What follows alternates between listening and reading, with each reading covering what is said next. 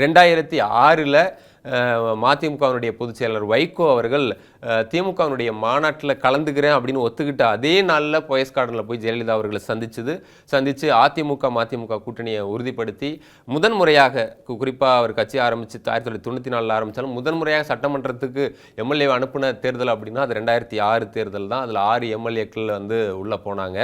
So அதில் அதிமுக கூட மதிமுக விசிக கூட்டணி இடம்பெற்றதை பார்த்தோம். அதில் விசிகாவுக்கு அந்த மாதிரி 9 சீட்டும் கிடச்சிது அப்படிங்கிறதையும் கவனிச்சிருந்தோம்.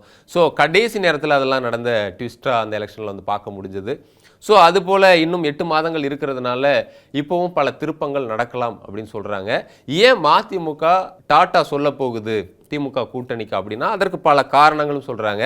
மதிமுக கடுமையான திமுக மீது வருத்தத்தில் இருக்குது. குறிப்பாக அது இப்போ வந்த வருத்தம் இல்லை, 2021 அந்த வருத்தம் இருக்குது அப்படின்னு சொல்கிறாங்க. குறிப்பாக மதிமுக மீது திமுகவுக்கு ஒரு கோபம் இருக்கலாம். குறிப்பாக ஸ்டாலின் அவர்களுக்கு அது இருக்கிறது நியாயமாக கூட இருக்கலாம் அவருக்கு ஒரு வகையில். ஏன் அப்படின்னா அந்த வரலாறு அறிந்தவர்களுக்கு தெரியும் மதிமுக எப்படி உருவானது அப்படின்றது.